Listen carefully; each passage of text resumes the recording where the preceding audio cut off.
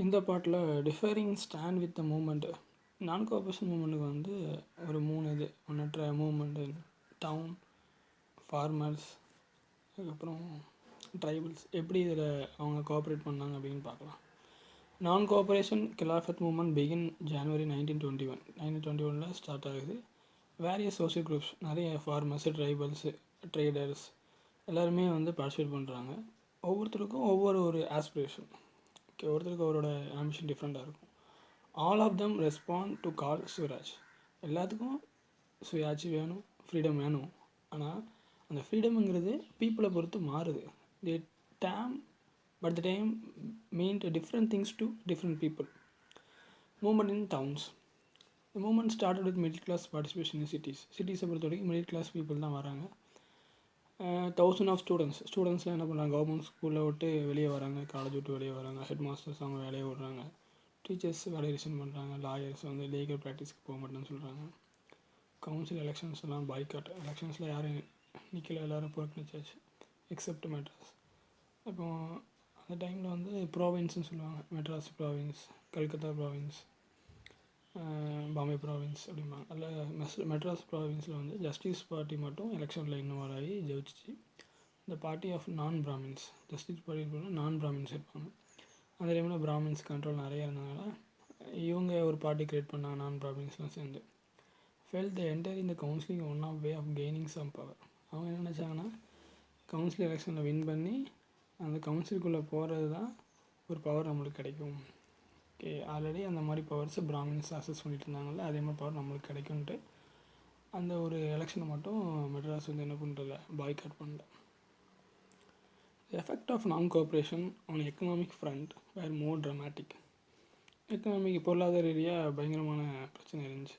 First one வந்து foreign goods, அந்நிய பொருட்களை வந்து யூஸ் பண்ண மாட்டோம் அப்படிங்கிற மாதிரி பாய்காட் பண்ணாங்க. லிக்கர் ஷாப் பிக்கடல் மீனிங் சைடில் இருக்கும்.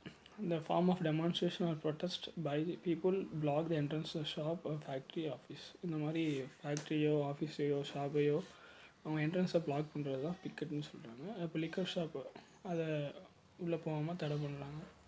ஃபாரின் கிளாத், அந்நிய துணியை ஃபுல்லாக எரிக்கிறாங்க, மொத்தமாக எரிக்கிறாங்க. Huge bonfires. இந்த import of the foreign cloth என்ன ஆகுதுன்னா, மக்கள் யூஸ் பண்ணல, அப்போ ஆட்டோமேட்டிக்காக பொருள் விற்காது. அப்போ 1921-22 அந்த நான் கோஆப்ரேஷன் மூமெண்ட் நடக்கிற டைமில் அதோட வேல்யூ ரொம்ப கம்மியாகுது. 102 கோடிக்கு விற்றுட்டு இருந்தது 57 கோடியாக மாறிடுச்சு. In many places of merchant and traders refuse to trade இந்த ஃபாரின் குட்ஸ். அப்போது காந்தியோட பேச்சு கேட்டு வியாபாரிகள் என்ன பண்ணிட்டாங்க, ஃபாரின் குட்ஸை வாங்க மாட்டோம். சீனாவை தடை பண்ணோன்னா சீனா குட்ஸ் வந்து இந்தியாவில் விற்க முடியாதுல்ல, சைனீஸ் ஆப்லாம் பேன் பண்ணாலும் அந்த மாதிரி பண்ணிட்டாங்க. அப்போ ஃபினான்ஸ் ஃபாரின் ட்ரேடு. பிரிட்டிஷ்காரனுக்கு இந்தியா மக்கள் என்ன பண்ண மாட்டாங்கன்னா, கொஞ்சம் பேர் வந்து பணம் கொடுப்பாங்க, அந்த பணம் கொடுக்க மாட்டாங்க, ஃபாரின் ட்ரேடு கொடுக்க மாட்டேன்ட்டாங்க. இதெல்லாம் வந்து as the boycott movement spread ஆகுது. People begin discarding imported cloth. யாரை புறந்தள்ளிடுறாங்க, இம்போர்ட்டட் கிளாஸை தூக்கி போட்டுட்டு இந்தியன் வியூ பண்ண அந்த கிளாத்தை மட்டும் என்ன பண்ணுறாங்க, இந்தியன் பீப்புள் வாங்குறாங்க. இந்தியன் டெக்ஸ்டைல் மில்ஸ், ஹேண்ட்லூம்ஸ் மட்டும் என்ன ஆகுது, க்ரோ அப் ஆகுது. But this movement in cities gradually slow down for variety reasons. இது சிட்டியில் அப்படியே என்ன ஆகுதுன்னா, அப்படியே நாளாக அதோட வீரியம் குறைஞ்சிட்டே வருது. Khadi cloth are more expensive with mass produced mill cloth. Mill கிளாத்தை பொறுத்த வரைக்கும், அந்த பிரிட்டிஷ் கிளாத்தை பொறுத்த வரைக்கும் காதி கிளாத்துங்கிறது இந்தியாவில் ப்ரொடியூஸ் ஆகுது. அந்த கிளாத்தோட ரேட் ரொம்ப அதிகமாகுது, புவர் பீப்புளால் வாங்க முடியல. அதே மாதிரி எவ்வளோ நாள் தான் ட்ரெஸ் எப்படினாலும் ஒரு 6 மாதத்துக்குள்ளே மாற்றி தானே ஆகணும். எவ்வளோ நாள் தான் அந்த காதி கிளாத்தை இது பண்ணுறது, காசும் இல்லை. அப்போ கடைசி என்ன ஆகி போச்சுன்னா, அவங்க கிளாத்தை வாங்கக்கூடிய நிலைமை ஆகிப்போச்சு. அதே மாதிரி இன்ஸ்டியூஷனை பாய்காட் பண்ணாங்கல்ல, headmasters, teachers, lawyers, students, அவங்களுக்கு தக்கன புது இன்ஸ்டியூஷனை இந்தியன் பீப்புள் க்ரியேட் பண்ண மாதிரி இல்லை. இப்போ ஆட்டோமேட்டிக்காக மறுபடியும் என்ன பண்ணிட்டாங்க, இந்த for movement successful already Indian institution had be setup. சக்ஸஸ்ஃபுல்லாக நடக்கணும் அப்படின்னா இந்தியன் இன்ஸ்டியூஷன் செட்டப் பண்ணியிருக்கணும், ஆனால் பண்ணலை. அதனால் மறுபடியும் என்ன பண்ணிட்டாங்கன்னா, ஸ்டூடெண்ட்ஸ், டீச்சர்ஸ்லாம் began trickling back to the government school and lawyers join back court இந்த கவர்மெண்ட் கோர்ட். மறுபடியும் எல்லாருமே கிளம்பி போயிட்டாங்க. இது கண்ட்ரி சைட். நெக்ஸ்ட்டு ரிபெலியன் இந்த கண்ட்ரி சைட் பார்க்கலாம். மேலே பார்த்தது வந்து டவுன். இப்போ கண்ட்ரி சைடு பார்க்கலாம். From cities non crops movement spread to the countryside. அங்கேருந்து கண்ட்ரி பக்கம் வில்லேஜ் பக்கம் வருது. இங்கே drew into fold struggles of farmers and tribals by developing the different parts of India in the year after war. First world வாருக்கு அப்புறம் என்ன struggles வந்து ஒரு பக்கம் ஃபார்மர்ஸ் கொண்டு போகிறாங்க, ஒரு பக்கம் ட்ரைபல்ஸ் கொண்டு போகிறாங்க. அதை ஃபஸ்ட்டு ஃபார்மர்ஸை பற்றி பார்க்கலாம். ஃபஸ்ட்டு அவத் அப்படிங்கிறது ஒரு பிளேஸ். அங்கே உள்ள ஃபார்மர்ஸை வந்து யார் லீட் பண்ணுறாங்கன்னா பாபா ராம்சந்திரன் வந்து லீட் பண்ணுறாரு. அவர் ஒரு சன்னியாசி. அவர் ஃபிஜி அப்படிங்கிற ஒரு ஐலாண்டில் என்ன பண்ணியிருப்பாருன்னா இன்டர்ன்ட் லேபர் அப்படின்னா பாண்டட் லேபர், கொத்தடிமையாக வந்து இருந்திருப்பார். அவரோட டைம் முடிஞ்சதுக்கப்புறம் அவர் மறுபடியும் இந்தியாவுக்கு ரிட்டன் ஆகிருப்பார். அவரோட தலைமையில் தான் அந்த அவத் பிளசன்ஸ் லீட் பண்ணுறாங்க மூமெண்ட்டை.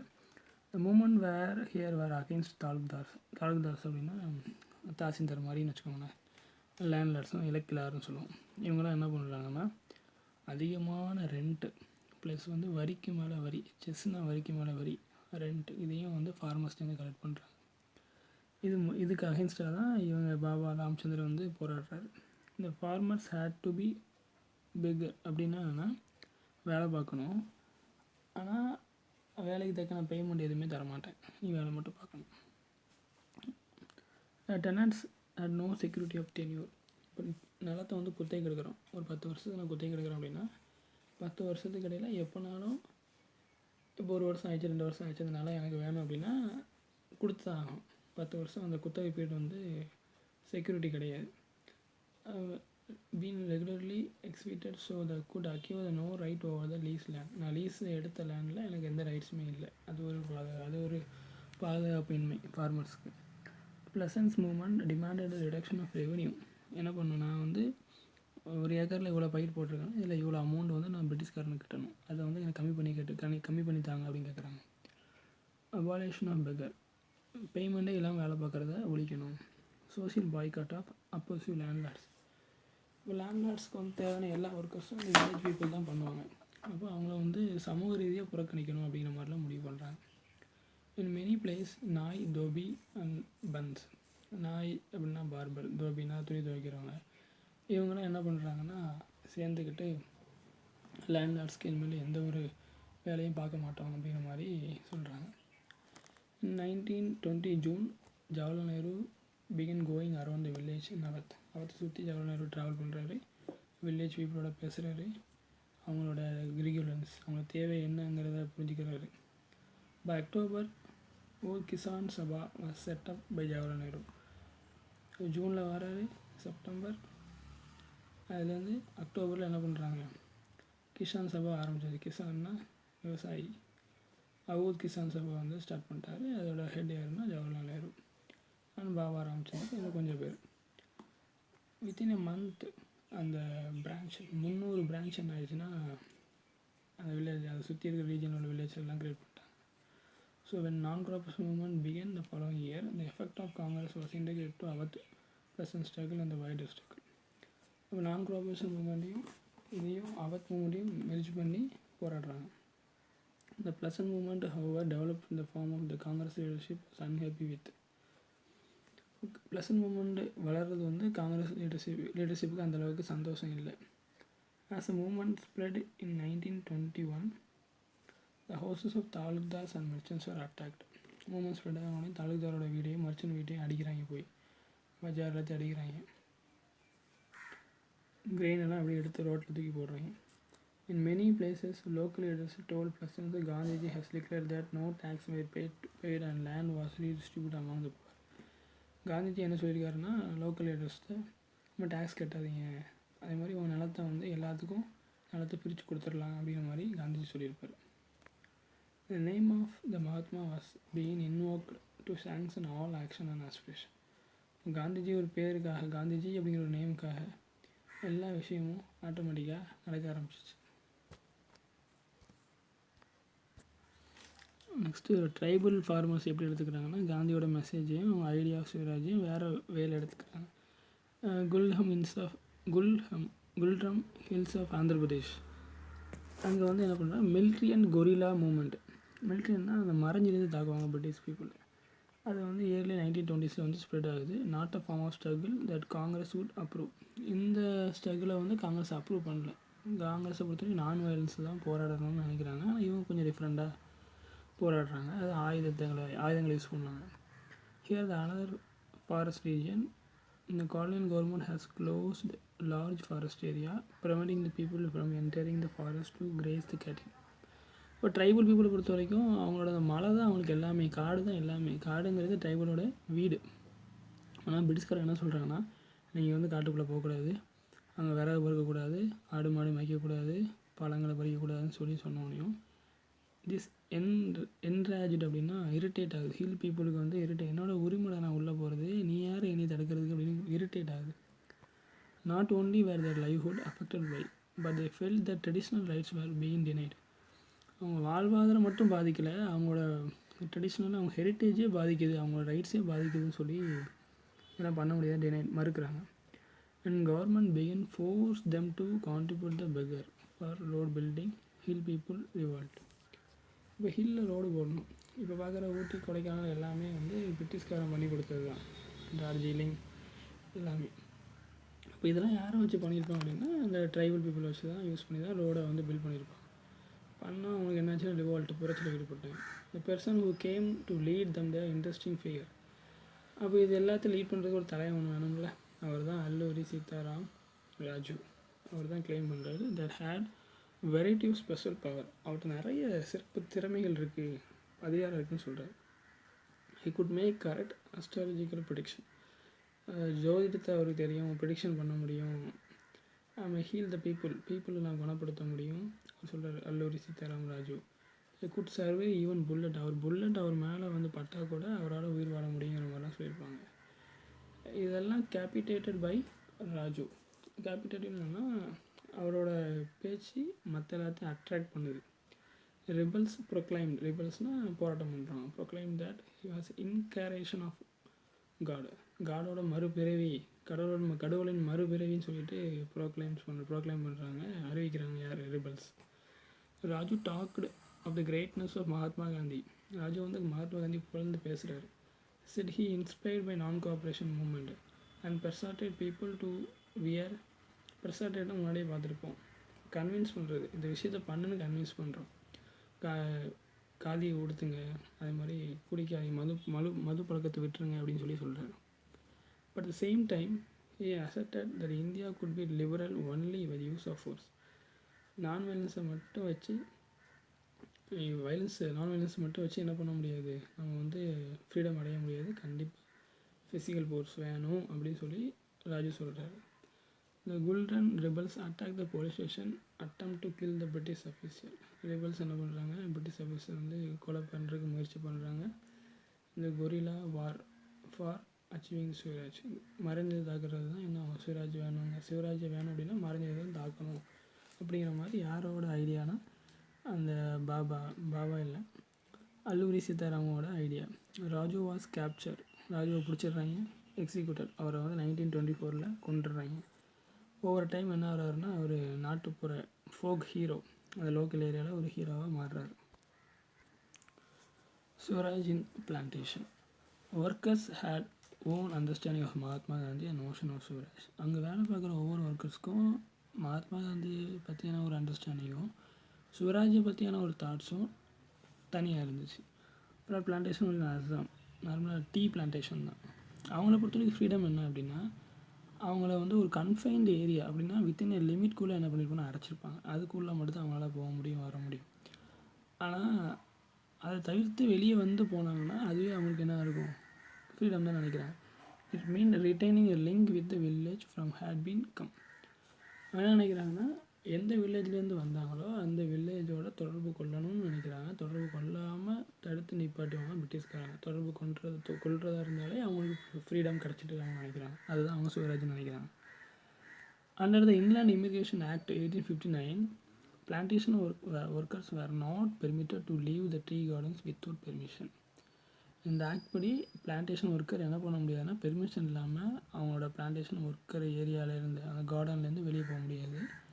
அப்படி போகணும் அப்படின்னா பெர்மிஷன் வாங்கணும். பெர்மிஷனும் ரொம்ப ரேராக தான் கொடுப்பாங்க. When they are heard of the non cooperation moment. அந்த பீப்புள்ஸ்க்கு, அந்த ஒர்க்கர்ஸ்க்கெல்லாம் நான் கோஆப்ரேஷன் மூமெண்ட் ஒன்று கேட்டதுக்கப்புறம் டிஃபைடு அப்படின்னு என்ன சொல்கிறாங்கன்னா, அதிகாரியை மீறுறாங்க. அத்தாரிட்டிஸ்னால் அஃபீஷியல்ஸ், அவங்கள மீறி அந்த பிளான்டேஷனோட விட்டு வெளியே ஓடி வந்து வீட்டை நோக்கி ஹெட்டட் டுவர்ட்ஸ் த ஹோமை நோக்கி வந்துட்டுருக்காங்க. காந்தி என்ன பண்ணுறது, believe the Gandhiraj was coming and every one would given a land in the own village. Gandhiraj வர்றாங்க, அது மூலமாக அந்த மக்களுக்கு அவங்க ஓன் வில்லேஜில் எல்லாத்துக்கும் லேண்டு கிடைக்கும் அப்படின்னு நம்பி வராங்க. They however never reach the destination. அவங்களோட கிராமத்தை அவங்க ரீச் பண்ணவே இல்லை. ஏன்னா இவர் வந்து மொத்தமாக நான் கோஆப்ரேஷன் மூவ்மெண்ட் நடந்துட்டு இருக்கனால எல்லாமே strike. Stranded on the way by the railway and steamer strike. Railway station, ஸ்டீமர்லாம் நீராவி, அப்போல்லாம் வந்து இன்ஜின் நீராவியில் தான் ஓடும், அவங்களும் ஸ்ட்ரைக் பண்ணுறாங்க. அப்போ நீங்கள் வந்து அந்த பிளேஸ் அசாம் விட்டு வேறு பிளேஸ் உங்கள் வில்லேஜுக்கு நீங்கள் போகிறதுக்கான பாத்வே இல்லை. இப்போ ஆட்டோமேட்டிக்காக என்ன பண்ணுறீங்க, மாட்டிக்கிறீங்க, சிக்கிக்கிறீங்க. யார்கிட்ட சிக்கிக்கிறீங்க, போலீஸ்கிட்ட சிக்கிக்கிறீங்க, அடி வெளுத்து தள்ளிடுறாங்க. பியூட்டிஃபுல்லி பீட்டன் அப், பயங்கரமாக அடிக்கிறான். The vision of this movement was not defined by Congress programme. அப்போ காங்கிரஸை பொறுத்த வரைக்கும் ஸ்வராஜ் இல்லை இந்த மூமெண்ட்டோட விஷன் எதுவுமே வந்து கிளியராக வரையறுக்கப்படலை. The interpreted the term swaraj in the own way. ஒவ்வொருத்தரும் ஒவ்வொரு மாதிரி என்ன பண்ணுறாங்கன்னா அதை இன்டர்பிரட் பண்ணுறாங்க swaraj. Imagining to a time when all suffering and all troubles would be over. அவனுக்கு ஸ்வராஜ் கிடச்சா எல்லாரோட ப்ராப்ளமும் எல்லாரோட பிரச்சனையும் தீர்ந்துடும் அப்படின்னு நினைக்கிறாங்க. எட் வென் த ட்ரைபல் சாண்ட் அது காந்திஜியோட நேமை ப்ரொனவுன்ஸ் பண்ணிக்கிட்டே இருக்காங்க, சொல்லிக்கிட்டே இருக்காங்க, கோஷம் விடுறாங்க. விடும்போது என்ன ஆகுதுன்னா ஸ்லோகன்ஸ்லாம் யூஸ் பண்ணுறாங்க. அதுதான் என்னது, ஸ்வர்தனா பாரத், சுதந்திர பாரத் அப்படின்னா freedom. They were also emotionally relating to the all in the agitation. இப்போ இவ்வளோ போராட்டத்துக்கு இடையில அந்த இந்தியாவுக்கு சுதந்திரம் வேணும் அப்படிங்கிறது வந்து அந்த பீப்புளோட எமோஷனாக கனெக்ட் ஆகிடுச்சு. when they act in the name of Mahatma Gandhi or link the movement of their Congress. அப்போ அவங்க என்ன பண்ணுறாங்கன்னா மகாத்மா காந்தியோட நேமோ அல்லது காங்கிரஸோட லிங்க் கிடச்சனால அவங்களோட ஐடென்டிட்டி என்ன ஆகுதுன்னா லோக்கல் ஏரியா மட்டும் இருந்துச்சு. இப்போ லோக்கல் ஏரியா விட்டு which went beyond the limit of immediate locality. அவங்க லோக்கல் ஏரியாவில் அவங்க பிரபலம் அடைகிறது மட்டும் இல்லாமல் ஓவராலாக இந்தியா ஃபுல்லாமே பிரபலம் அடைகிற அளவுக்கு வந்த காரணம் யார் அப்படின்னா காந்திஜி இல்லை காங்கிரஸோட லிங்க். நெக்ஸ்ட்டு இந்த டயக்ராம் பார்த்திங்கன்னா இந்த இமேஜ் பார்த்து தெரியும். சௌரி சௌரா இதில் நிறைய பாடிஸ் வந்து வச்சுருப்பாங்க. ரெண்டு மரத்துக்கடியில் நிறைய பாடிஸ் வந்து இருக்கும். சௌரி சௌரா அப்படிங்கிறது கோரக்பூர் தான் இந்தியாவிலே ஃபஸ்ட்டு ஆரம்பிக்கப்பட்ட ஐஐடி. ஓகே, கோரக்பூரில் என்ன பண்ணுறாங்க, சௌரி சௌரா இன்சிடென்ட் நடந்துச்சு. யூபியில் இருக்குது, 1922 வந்து நடந்துருக்கும். இதில் என்ன பண்ணிருப்பாங்கன்னா ஒரு 22 போலீஸ்காரனை வந்து நம்ம ஆட்கள் என்ன பண்ணியிருப்பாங்க, அடித்து கொண்டிருப்பாங்க. ஓகே, அப்போது கொண்டவுடனே காந்தி என்ன பண்ணியிருப்பார், உடனே அந்த நான் கோஆப்ரேஷன் மூமெண்ட் வந்து நிப்பாட்டிடுவார். நான் கோஆப்ரேஷன் மூமெண்ட் பயங்கரமாக பாப்புலராக போயிட்டுருக்கும்போது நிப்பாட்டினோடனே மற்ற காங்கிரஸ் லீடருக்கெலாம் கோவம், பயங்கரமாக போயிட்டுருக்கு, இப்போ ஏன் நிப்பாட்டுறீங்க அப்படின்னு சொன்னீங்க.